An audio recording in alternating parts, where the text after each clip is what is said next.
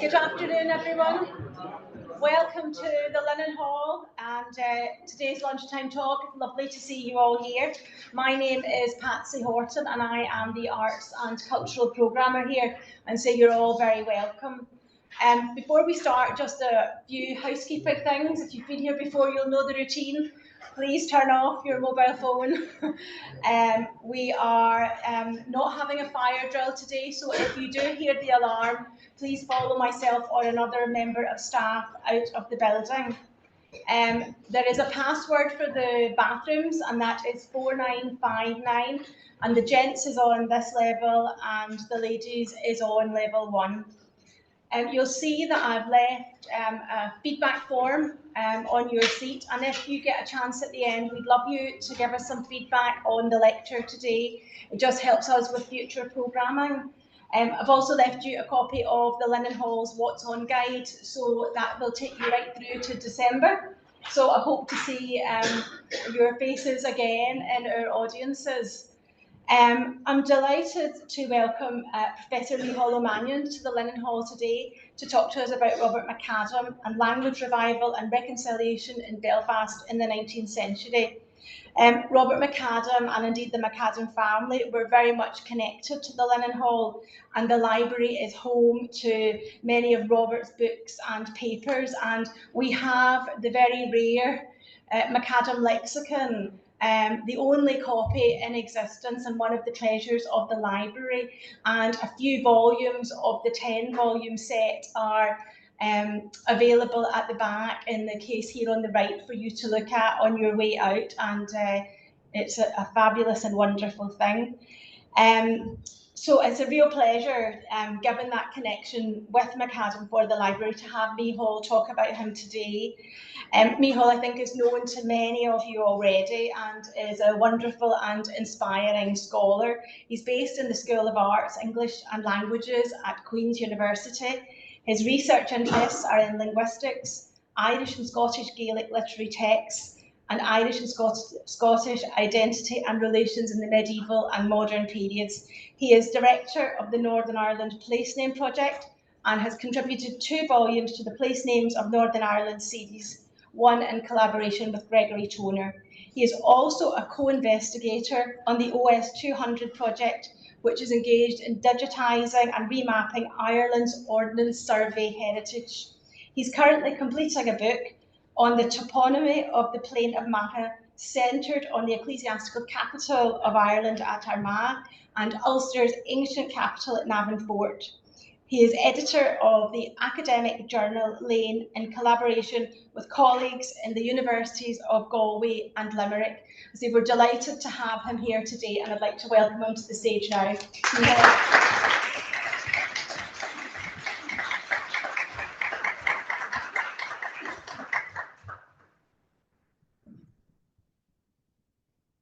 Thank you very much indeed, Patsy, for that generous introduction. Yes, okay. Okay, simple as that, my word. Thank you. To the rescue again, Patsy. So, yet again, can I thank you all for coming. It's great to see such a magnificent turnout. I think that's a testimony more to MacAdam than to me, by the way, Patsy, so you're a bit of a generous side there. But I take it for the moment, and we see how we get on. So, Robert MacAdam, a famous son of Belfast, and lots of you will have heard of him. He is best known perhaps in the Irish language community and in the archaeology community as well, which we'll hear a bit more about shortly. But for many people in Belfast, he is a more shadowy figure, because Belfast in the 19th century was in some respects strikingly similar to the Belfast of today, but in other respects rather different and rather distinct. So I have a number of questions that I wanted to maybe pose to myself and to share with you on MacAdam, a little bit about what we know about him, and of course, his connection to the Linen Hall Library and the sources in the Linen Hall Library. His competence in Irish is something that interests people. Where did he get his Irish from, and how did he happen to be such a magnificent scholar of the Irish language? And we need to place that in context. His views on the revival of the Irish language are really interesting, and this is one of the things that interests me most about him, because he was, in my view, a man ahead of his time. and I think that's significant. And I'm sure some of you in this audience will already know that. But I'd like to talk about that a little bit further. And in doing so, at Queen's University's expense, which pays my salary, he may not come off so well in comparison with John O'Donovan, our very first professor of Celtic at Queen's, who also was a great scholar, by the way. But there are interesting contrasts between them. So I want to look at that also briefly. And then there's the question of the Irish language and rule and reconciliation, which is something that concerned Robert MacAdam, in my view. Can only touch on a few examples here because I appreciate this is a lunchtime lecture and lots of you have to go back to work. And I'm very conscious of the time. But there'll be time for plenty of questions afterwards for anybody who wishes and has the time to stay a little bit longer. So without further ado, the man himself, born in 1808, so 225 years ago, if my mathematics is correct, died in 1895, so he lived for most of the 19th century, which brought his own challenges for him, I have to say, as we'll see a little bit later. Without spending too much time on this, there are some key sources. I will acknowledge my indebtedness to them. Brandon O'Bochela, who was a lecturer in Queen's between 1960 and 62, Corkman, who took a passionate interest in this topic and wrote a famous book in Irish called In Mail Fetish to Cushcooan in Belfast beside the harbour. He was the first to really look at Robert MacAdam and his contemporaries in detail, and that all the work they did for the Irish language in Belfast. So his is still the go-to work, but of course it's only accessible to those of us who have Irish, and that's obviously something that we might want to think about. It'd be nice to have a translation of that work sometime, but anyway, we'll get to that again. Art Hughes, a former colleague of mine in Queen's and working in Ulster University, of course, you know well, a good son of Belfast himself, just like Robert MacAdam. He has done some magnificent work on Robert MacAdam, including publishing his great proverb collection in book form with an introduction. And you'll be aware of that because indeed that was published in Belfast in 1998. And Art has also a couple of essays in the lovely book entitled Belfast and the Irish Language, edited by another son of Belfast, Fintan de Broom, now a professor in the University of Louth. And Art has two essays there too, which relate to MacAdam. And then, of course, we have other work, which is probably well known in the community. Roger Blaney, the late Roger Blaney, who passed away only relatively recently, Presbyterians in the Irish language. And Jim is here. I'm glad to see Jim here. And I need to speak to you, Jim, at the end, because you've been doing things I haven't known about until now. So, particularly your master's thesis, which I really need to get a copy of. But we'll get back to that maybe at the end. So, the man is acknowledged, Robert is acknowledged in the public space in Belfast. Some of us may be familiar with his track, which is on College Square East, where he lived in the second half of his life, a bit more than the second half. But it's where he and his brother moved in 1833, if I remember correctly. And there's a plaque there on the wall, virtually opposite Inst. We can look at that in the map in a moment. There are entries on him in the Dictionary of Irish Biography and the Dictionary of Ulster Biography. There are references for you there, and I think the Linen Hall will probably make these slides available. I'm very happy for them to make them available afterwards if anybody wants them. So don't worry about those references for now. So here we are. This is where he started out his life, on High Street, at the corner of Bridge Street and High Street. The house is no longer there, but he moved, as I say, in 1833 to the vicinity of Inst, where he was a student, just opposite Murray Street. Not quite, but close to being opposite Murray Street. And that's where the plaque is located. So, I can't share any photographs, unfortunately, with you. I've seen 3 references to images of Robert MacAdam, but haven't been able to trace any. I don't know if there's any connection between the second and the third.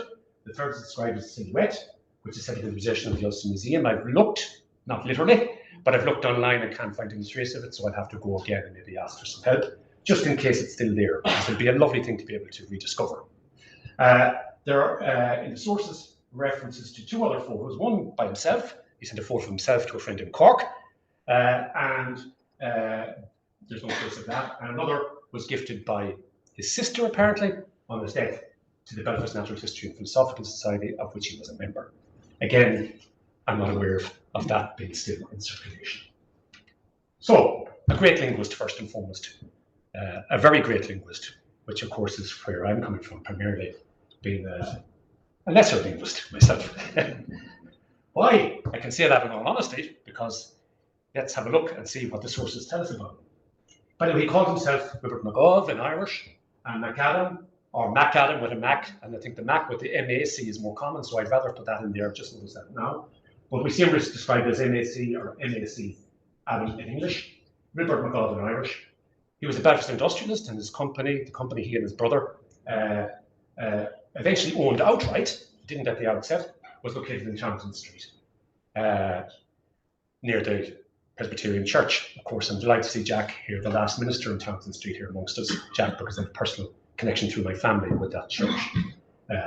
So he was a very famous antiquarian and very much a culture and language enthusiast. Indeed, I think Robert MacAdam would be the first person I would describe as a language enthusiast. We talk about language enthusiasts today, there are loads of them, I'm one, in terms of the Irish language especially, but this man was a language enthusiast in the 19th century, without a shadow of a doubt. He had multilingual skills. He was said to have fluency in 14 languages. That's something. Now, his comparative lexicon, which is below, which Patsy is guarding very, very carefully at the door, the comparative lexicon bears testimony to that, and we'll be talking about that in a moment. And also his proverb collection, because in this book, which Art Hughes has edited, he alludes to proverbs in other languages, Spanish, French, Latin, English, especially in Italian. So clearly he was very, very knowledgeable, and this is quite remarkable. He did business dealings on behalf of his company, the Soho Foundry, with people as far away as Egypt. The son of the Viceroy of Egypt, Ibrahim Pasha. They spoke French together apparently when they met on the continent, or when he came to Belfast, they spoke French. And MacAdam gives an account of Pasha, indeed, in Arabic, in the Royal Irish Academy manuscript of that number. I have yet to see that, but I can't wait, let me tell you. His competence in Irish is beyond doubt. He had superb Irish. He studied Irish in what was then the Belfast Academic Institution. It didn't become the Royal Belfast Academic Institution in 1830. Some of you may know that story. It's a great story. You may know it, but we can talk about that at the end. But he did study Irish there, as did his brother James and his uncle Robert before him. Now that's important. Now we're talking about two generations of familiarity with the language. There's also a collection of songs in what used to be known as the Public Library, now the Central Library in Irish, which were made by Robert Sr., so that's his uncle. But there also seem to be some songs, according to Brendan O'Bochela, seem to be some songs which were collected by Robert himself there as well. I'd like to check that out. I haven't checked that out yet. So there was Irish in the family, and there was a high degree of language competence. And indeed, MacAdam is complimented by Patrick Higgins, Paddy O'Higgins, who was an army sergeant based in Ballyshannon, with whom he was in correspondence, who complimented him in the following terms: "I never met any man so fit to spell the language and lay it down on paper so correctly as yourself," okay, which I think is a considerable compliment. His circle of friends, we'll gloss over quickly because I think you may well know about his circle of friends, but we have to place them in context, so we'll just touch on them again. I would pick, there are loads and loads of people, but these are three particularly important figures. Seamus MacDonald or James MacDonald, these people all have had an Irish and English language version of their names, by the way, which they used in the appropriate context. So James MacDonald from the Glens of Antrim, and of the great MacDonald of Antrim family, ultimately. William Neilson, Presbyterian minister, again a very, very, very considerable man in his day, and Samuel Bryson, son of a Presbyterian minister, and whose brother was a Presbyterian minister, and who were associated with County Down. So MacDonald, we do have a bust of, one in the Royal Victoria Hospital, because he put in place the steps which ended up in what we now call the Royal Victoria Hospital. He was a medic, he was a doctor by profession. And you'll see here, I won't go through all of this in detail, but you'll see at a glance all the things he was involved in. So he's a medic, a doctor, a GP, and very much to the fore in advancing medicine in Belfast in his day. But he was also in all of these other societies, the Belfast Reading Society, ourselves, the Linden Hall community, if you like. He was there at the outset, and he was in all these other societies too, the Irish Heart Society. He was a founder of Belfast Academic Institution in 1810, and the medical school in 1835, which eventually came to Queen's. Neilson, we also have a portrait of, thankfully, and this is him, a miniature, which I've seen before, but only got my hands on last night. So I was very pleased to get that. But he was professor of Classical Hebrew and Irish in Inst from 1818 to 21, when unfortunately he died, having contracted a fever. He had just been appointed professor of classics in Glasgow, where he was a student. He got word when he was on his deathbed, so there's a considerable tragedy in that. But he was clearly a fantastic scholar himself. His book, 1804 book on Greek, I was amazed to see, was still being reproduced up until recently. Still being reproduced, this book from 1804, either in full form or in abridged form. And I was really taken aback at that. 200 years later and more. But as far as Introduction to the Irish Language in 1808, that is best known, and that is obviously a magnificent book. He also produced another, I suppose, shorter version for the Hibernian Society in London in 1810 in Irish. But the Introduction to the Irish Language is very famous and very well known. Bryson, as I say, was the son of Reverend James Bryson, founder of the Dungal Street congregation in 1791. I think it was 91, the church opened in 92 perhaps, but there was a falling out in Rosemary Street and Reverend James moved on. Samuel was his son. He was a surgeon in the army for a time. This is the Royal Artillery, the 32nd Regiment, if I remember correctly. But then he became an apothecary in Belfast, and he was a significant collector and transcriber of Irish language manuscripts. Again, I should say, it was Irish language manuscripts. So another very significant man. So this is the sort of company that Robert MacAdam kept. These are the sort of people who influenced him. And he himself became involved in all sorts of cultural and scientific societies in Belfast in his day. These are the ones in which he was most prominent. But the one to which we in the Irish language are most indebted is the Ulster Gaelic Society, Cúideach Gaeilge Ullu, which was formed in 1830. And I think it's fair to say that Robert MacAdam was the driving force on the ground for that society. MacDonald, as we shall see, MacDonald was the person who instigated the society in collaboration with Lord Downshire, as in Hillsborough. But MacAdam was the man on the ground. He was one of its two secretaries, and he was the person who did most of the work on the ground, it seems. So his connection to the Lincoln Library is on there. All of this is on the online exhibition, which you should go on and have a look at. So I shamelessly took some stuff from the online exhibition, and as it is easier to ask for forgiveness than to ask for permission, I informed Sam of that when I arrived. I think where Sam is, but thank you, Sam. I meant to ask you, Sam, actually. That's just a joke. I didn't mean to ask you. It slipped my mind. It did slip my mind. So Sam and Monica and the others here in the library have put together this lovely online exhibition. And here are some of the slides. So we'll see Robert MacAdam's signature here. Amongst the signatories, he was on the committee. There are a couple of references to him being on the committee, but I think there should be more. And I suspect that I haven't captured them all. But he was a committee member. But again, look at the context.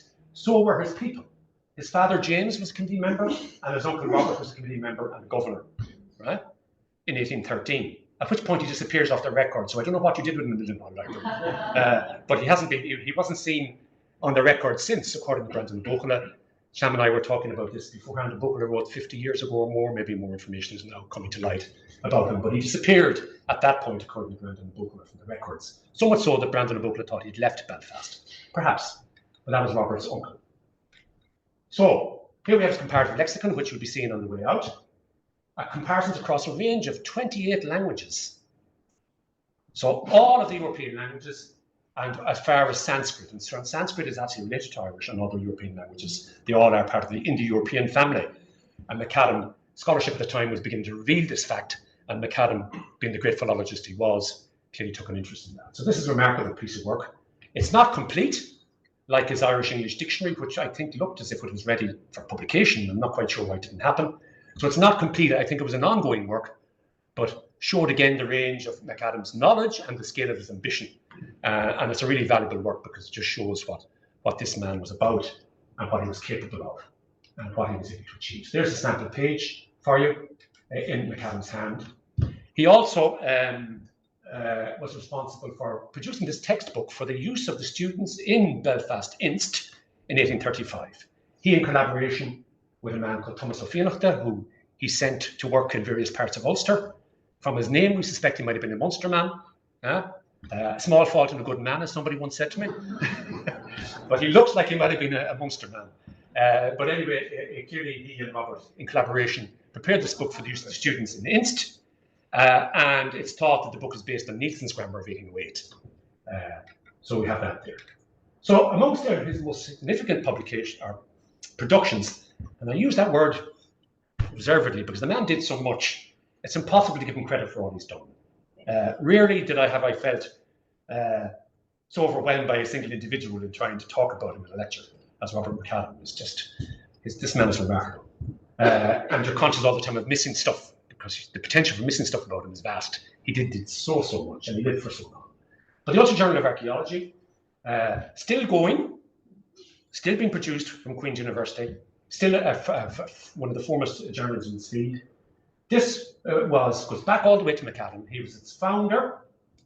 He was its funder as well. He paid for it himself, and he was its first editor between 1853 and 61. Yeah? Now, when we say Ulster Journal of Archaeology here, MacAdam took this in the broadest sense possible. So the articles in this first series aren't all purely archaeological. There's a lot of historical and cultural stuff as well because of MacAdam's broad interests. So that probably won't surprise you. But it seems that he was inspired by the visit of to Belfast by the British Association for the Advancement of Science. He was asked, as was his brother, they were both asked to put on exhibitions, one in archaeology and one in geology. James's brother was a graduate of TCD, where he had done a degree in geology. They put on these two exhibitions, they packed the house out, and Robert was clearly inspired and thought he would get this journal up and running. His proper collection I've spoken to you about, I couldn't resist giving you an example. This is magnificent. Every time I look at it, I still laugh. So, and Sean's was a week for the Huijet, an Irish proverb. The man that stays out on all his dinner cruise. And then MacAdam, by way of explanation, this is absolutely fantastic, applied to anyone who stays too long from home. For instance, O'Rourke, who was on a pilgrimage when his wife ran away with Dermot and caused the English invasion of Ireland. I think that's absolutely fantastic. I'm not sure that would go down if there are any professional historians amongst us from Queen's or Ulster. I'm not sure they would, concede at that point entirely to Robert MacAdam. But this man had a sense of humour. It's absolutely brilliant. And can I just say, let that be a lesson to us all. So, then there is his Folklore Gaelic Bearla, his great English-Irish dictionary. It seems to be complete.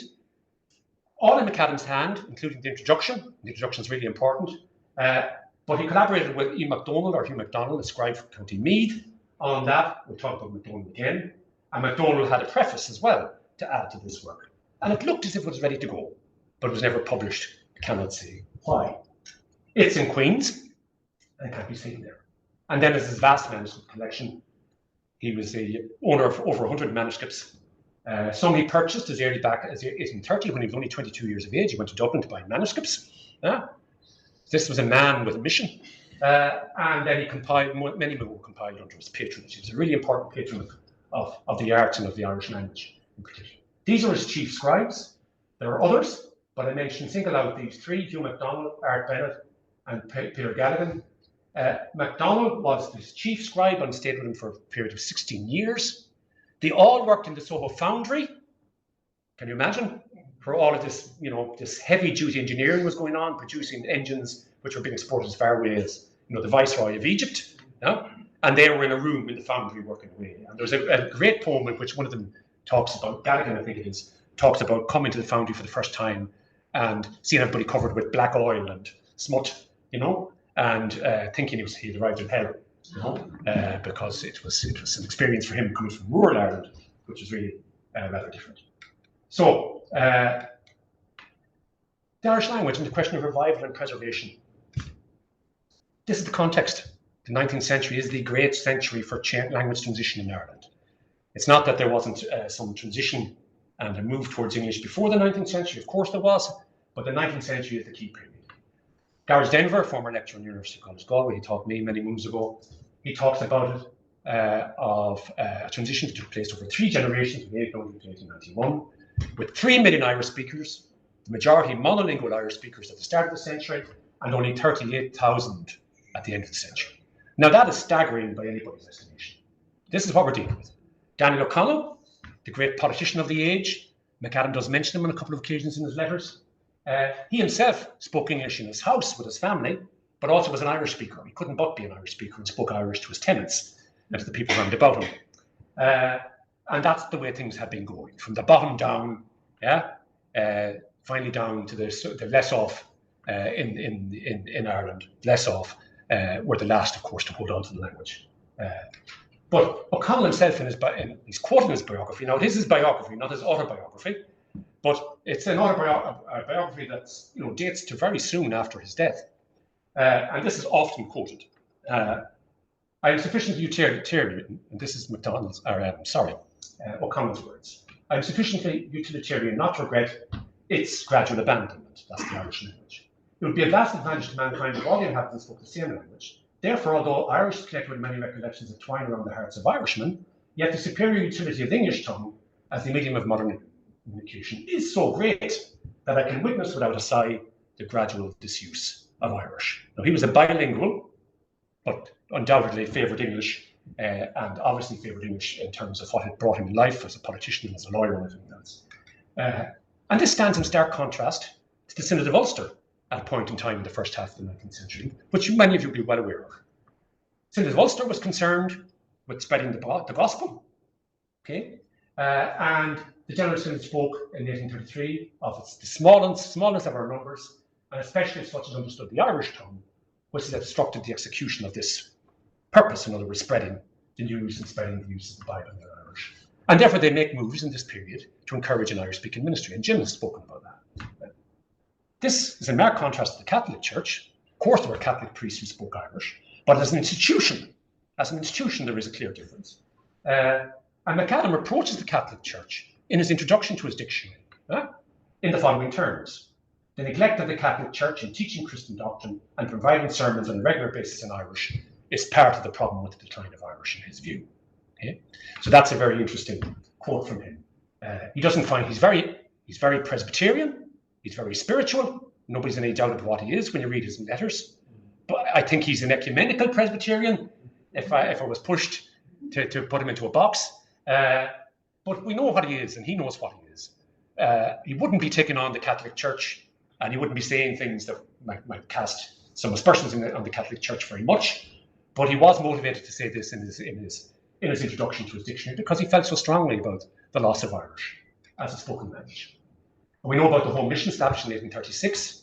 George Field, or Shosua Wakara, as he called himself in Irish, which is a direct translation of his name, produces this textbook under the patronage of the General Assembly in 1841, and talks about acquiring a knowledge of our sweet and venerable mother tongue.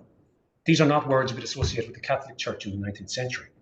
I have never seen the like in anything from the Catholic Church in the 19th century relative to the Irish language. There are striking figures like Archbishop Míchéal in Connacht, who was definitely a passionate enthusiast for the Irish language later on. But as an institution, no. What happens, I have never seen anything quite like this. And we have to also allow for the fact that there were some Irish-speaking Protestant communities, Presbyterian communities in parts of Ulster in this period. We're absolutely certain about Redemnon, near Kilmore in County Down. I think perhaps the most beautiful church I've ever seen. I'm prepared to say that. In earnest, for me, it's the most beautiful. But then I'm biased, because this was an Irish-speaking Presbyterian community, so it ticks all the boxes. So I acknowledge my bias. But the Neilson family were the key people here. Moses Neilson was the minister. He also had a school here at which both Catholics and Presbyterians attended equally. And some of those Catholics went on to become priests subsequently. This was Moses, and William was his son, the man who eventually went on to become professor in Inst, and he produced the famous introduction to the Irish language. But to return to the Ulster Gaelic Society, launched officially in 1830, dedicated to Lord Downshire, who was its first president, and the dedication was drafted by none other than Robert MacAdam, the secretary. Also signed by R.J. Bryce, who was another minister, and ultimately became headmaster of Belfast Academy, now Belfast Royal Academy, a little later on. But look at the terms in which he speaks of the Irish language. Anavio Ardanga. Out of great respect, he's talking to Downshire, for your enthusiasm in reviving our sweet and long-neglected mother tongue. Reviving is the word. And again, we see it in a letter from MacAdam to a correspondent on behalf of the society. He talks in terms of saving the beautiful ancient language of Ireland from being lost. So this is an indication of MacAdam's revivalism. You know, that the revival of Irish was important for him. He wasn't just an antiquarian. It was important to keep the language alive. Is this a singular aim with which we associate Belfast in particular in this period? It's a good question. There is a very, very strong contrast with Dublin. Lots of other societies in Dublin, cultural societies as well, and societies concerned with Celtic studies and the preservation of Irish manuscripts in particular, and archaeological societies and so on and so forth. But they're all antiquarian in nature. It's all about preserving relics of the past. Now, MacAdam was interested in that too and speaks about it all the time, hence his work for the Ulster Journal of Archaeology. But what they don't have in Dublin, what we have in Belfast, can I say we?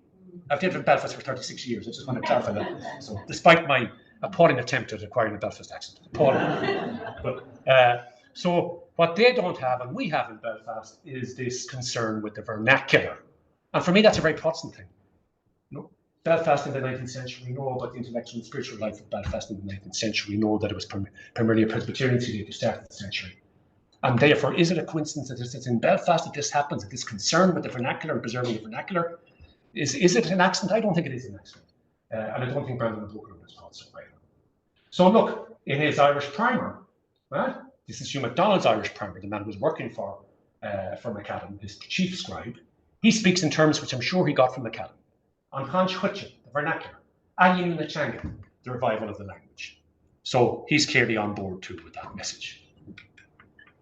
Now, O'Brien talks about this period in Belfast as being the golden age in terms of Irish language. He would date that in particular to the years 1830 to 45. 1830, of course, being the foundation of the Gaelic Society.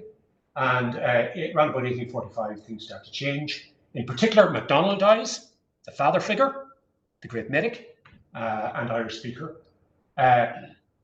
Irish had been taught in Inst up until 1845, but then it ceases to be taught. The student numbers have gone down considerably to 3 in 1845-46, if I remember correctly. And then, of course, the foundation of Queen's College, and Inst was, of course, linked with Queen's College. That's why Inst had professors before the creation of Queen's College. With the creation of Queen's College, now Queen's University, and the creation of a chair in Celtic in Queen's College, I'm sure that Inst felt, well, our work is done, maybe you can carry on with that now. We don't have any students anyway. And things were beginning to change in Belfast, as O'Brien says, and I agree with him entirely. After 1845, we see a change, and there was less public interest in the language and less public esteem for it than there had been before. In other words, Irish had been a public language with people who were comfortable in Belfast before 1845 and played a major role in the life of the city. It is inscribed on the foundation stone for the Belfast Hospital. It appears also in a foundation stone for the Ulster Museum. So it was a public language in that it wasn't the first language of Belfast. I'm sure the majority of people spoke English. I'm not saying that for certain, but it was there, it was present, it was a public language. People were not uncomfortable with it. But this starts to change in the middle of the 19th century. And of course, that's in tandem too with how the politics of Belfast changes. MacAdam does allude to the famine, of course, which was this great rupture in the middle of the century. That must have had an impact. Certainly, Irish speakers were not thinking that the Irish language was the most important thing in the world in the course of the famine. We have to admit that. Those who were emigrating from the west of Ireland, where I come from, to places in the New World, were thinking about acquiring English. I may regret that from my 21st century perspective, but I know that that's true. That the famine and that period did terrible damage to the language and the sense of worth that was attached to the language in contrast to English. This too must have had an impact on Irish language life in Belfast. And we see some pathetic things in the letters to MacAdam. So we see his scribes writing to him, and in this case it's Bennett talking about the death of his daughter, a fine girl, a daughter of mine, died of convulsion. She was 15, worse than all, and then he breaks into Irish. Sometimes the letters are written in English, sometimes in Irish, sometimes both. But I think Bennett breaking into Irish here, this is his first language, the language of his heart. He breaks into Irish for what is a very emotional utterance, and that emotional utterance is, and I didn't have food or drink or a penny in my possession with which I could bury her. So I would love to know what MacAdam's response to that was, but we're not always blessed to have all the letters from MacAdam himself. Now, to get very quickly to the contrast with O'Donovan, because I know we've only about 7 or 8 minutes left. This is the great professor, first professor of Celtic Studies in Queen's. It was called Celtic then, and still is called Celtic in Scotland, by the way. So we have some references to him here. 1849 he was appointed, no students, never had any students. So he used to come and give lectures in the summer. Robert MacAdam and others used to attend them, because the language wasn't actually on the curriculum of the university, so it was a funny position to be in. But in any case, he never had any students. He remained there until his death in 1861. O'Donovan was also employed by the Ordnance Survey and is very famous for that, as orthographer, the person, in other words, who standardised the spellings of the names in English for the Ordnance Survey maps. So he's famous for that. And of course, the character of Owen in translations is based on this man, loosely, but based on him for sure. The character of Owen in Brian Free's translations. So there's O'Donovan. He was introduced to MacAdam in 1834. I think that a bit of a spat. Maybe that's too strong a word, but I can't imagine Robert MacAdam having a spat. But MacAdam wasn't pleased with him because O'Donovan wanted to see a particular manuscript. MacAdam had translated a text in the manuscript, and I think O'Donovan found some fault, not with the translation, but with the understanding of the original text, because in Irish language manuscripts, there are a whole host of abbreviations that are used. And Robert MacAdam, this is 16th, 17th century Irishman, and I think he's familiar with them. So O'Donovan then comments he's very jealous of his manuscripts. Well, he was kind of entitled to be jealous of his manuscripts. He was spending a fortune on them. And he ended up a poor man, Robert MacAdam, I have to say. So my sympathies are with MacAdam, I have to say, on this. But in any case, it was clear that they had more respect for one another later on. O'Donovan arrived then in 49. As I say, MacAdam had a relationship with him and compliments him in his correspondence. But where did they differ?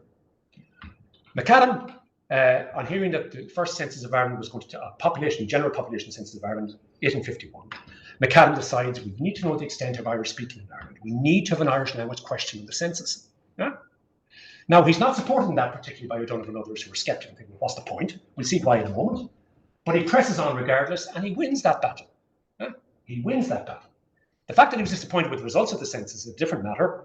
He thinks that people underreported because there was a false shame of being an Irish speaker, and he's right about that. And also secret dead, that what was the government up to asking an Irish language question?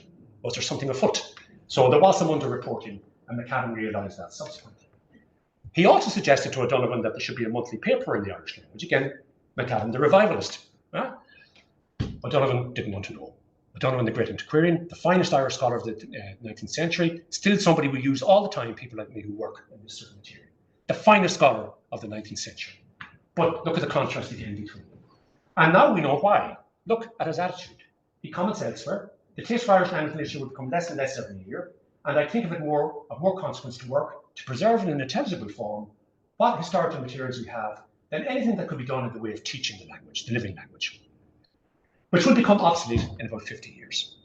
So O'Donovan was a man, he was from Kilkenny, by the way. O'Donovan was a man without hope. MacAdam was a man with infinite hope.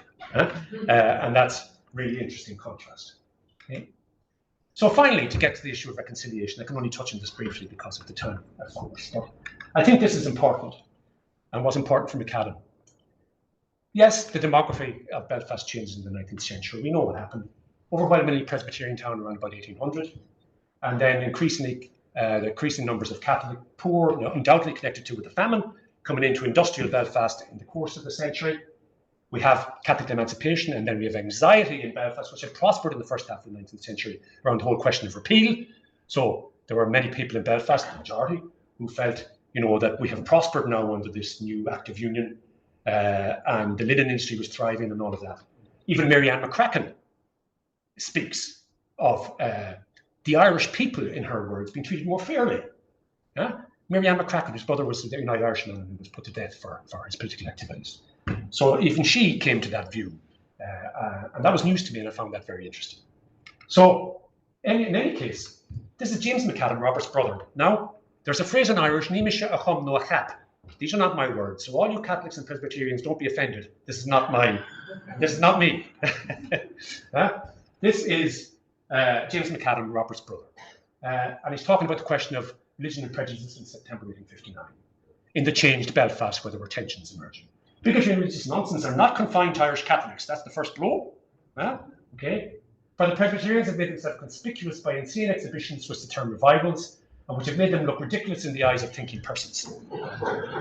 I am not passing comment on either of those two statements. I'm just sharing them with you. But it does allow us to place the MacAdams in a particular context, particular tradition, a particular tradition within the Presbyterian community. Look at this. Maria Edgeworth, forgive or forget, the great Irish writer, English-Irish writer. She was born in England, associated with Edgeworthstown, obviously in County Navan Fort, where the family's estate was. And the Ulster Gaelic Society decided to translate two of her short works and publish them. This is the first piece of work they do in the realm of publishing in the 1830s. This is produced in 1833, and there's an introduction, of course, and MacAdam is the main man, and he recommends the author because she's renowned, wise, and moral. Okay, so MacAdam definitely was a religious and spiritual person. We can have no doubt about that. Yeah? And then this piece, which I love. He addresses the reader, and especially young people, and he talks about the hope that this book, in translation, will banish from the minds of readers every malice and ill intent which has increased greatly the evil state of our country up until this point and has brought it into disrepute. So here we see clearly concern on the MacAdam's part, you know, that this is a divide, that there are major divisions in society. And he's clearly uncomfortable and unhappy with that. We have plenty more evidence of the same. This is a correspondence with Thomas Swinton, somebody he corresponded with in Cork, Corkman. And Swinton's letter to MacAdam, first and foremost, he talks about it being a crying disgrace that we're not doing enough for our language, our living language. And then he makes the interesting statement to MacAdam, he knows who he's speaking to. We differ amongst ourselves, that would be no doubt politically, but we shall disagree less in Irish than in English. Thurles Project, think of the Thurles Project in East Belfast. That's precisely what's the rationale behind this. You know, that if we share each other's languages, then that breaks down barriers, you know, and that it's a wonderful thing to share. And here we have it in MacAdam. Here we have it in the 19th century. This is where I got the title from Swanton's letter to Windle. Have you heard from MacAdam? He was the only man in Ireland who could do much for our ancient tongue in its modern form. In other words, revive the language, give it a standard orthography, bring it back to health. So here we have also, very briefly, a text which was produced in 1837. It harks back to an earlier text. There's another text of the same name in 1795, which was published by the Northern Star. It's not this one. This is an 1837 one, which MacAdam has a hand in. It's inscribed with a crown, a harp, and a piece of verse. The piece of verse I've not yet identified, but I've translated it for you, and this is what it says. A country without beauty, without law, without generosity, is that in which the family of a single mother do not understand one another. I assume the mother is Mother Ireland. We were familiar with that trope of Mother Ireland, Ireland personified as woman, as opposed to Das Vaterland, the fatherland in Germany and in other cultures, but in Irish culture it's a woman. So again, an appeal for unity, you know, and not division in MacAdam and his thinking. But I'm not turning him into we can't read him from our own present day perspective, so we can't read him as a crypto-nationalist or anything else. You know, we have to view him in his time and place. And this is his from his poem to Queen Victoria when she comes to visit Belfast in 1849, at the height of the famine.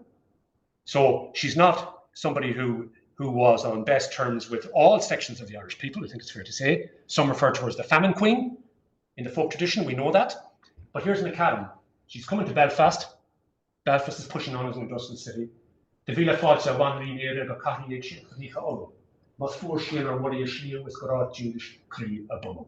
1,000 welcomes, Queen of Ireland, to the port-filled city of the land of Ulster. If the wind in its mountain tops be piercingly cold, its people's hearts are warm and loyal. So very interesting there. I wonder what, I cannot say, but one wonders how his political thinking, and I don't think he was very political, but he had to review, and one wonders how that progressed in the course of the 19th century, because things did change in Belfast, and maybe MacAdam changed in tandem with them. But it didn't dilute any sense of Irishness at all, by the way. It certainly didn't dilute that at all. It's just on the question of the union. I think it's more complicated. Now, his final years, he withdraws more and more from society. He's not seen much from the 1860s when Hugh MacDonald dies. That's the last of his friends. So he's predeceased also by his brother James, which is a bad blow to him. He did live to see the founding of the Gaelic League, which was initiated by Douglas Hyde, of course, in 1893. A local committee of the League was formed in Belfast in 1885, the year of MacAdam's birth, but MacAdam was already dead at this point in time. But we've no idea how he felt about the arrival of the Gaelic League. And by the way, in the case of the Gaelic League, in Belfast, on that committee, there was a cross-community effort. It was from across the religious divide, although I do think the Protestants did disappear over time as things became more polarised politically, which of course was something Hyde did not want, by the way, and he resigned from the Gaelic League for that reason in 1915, because of its growing politicalisation. So the Belfast newsletter talks about him being little seen in public, and how he had lived all his friends and contemporaries. Is he remembered by the Irish language community? This is my final point. Grania would be able to come up here and tell us about that, I'm sure. Yeah? Is he remembered? He absolutely is remembered. He's remembered and commemorated publicly by the Irish language community. In the Gaelic Quarter in West Belfast, his name is attached to the name of the Cultureland, the beautiful Cultureland in West Belfast. His name is attached. And also we have a plaque for him on Townsend Street, the location of the Soul Foundry, the business he and his brother ended up owning in the latter part of the 19th century. And here is our Cultureland, looking beautiful, of course. It was originally, as Jim will tell us, it was originally a Presbyterian church, Broadway Presbyterian church. So there's a nice link. And I'm sure that also was part of the thinking in bringing MacAdam in and commemorating MacAdam as part of the name. Okay, and here we have him commemorated in Townsend Street. Sheena got the way, that marking out of, if you like, that part of Belfast where there's some enthusiasm for the Irish language in the public domain, as we know, the Gaelic Quarter. Here we have Trippitu. So he hasn't been forgotten, but he hasn't been remembered either as much, in my view, as he should be. Thank you very much for your time.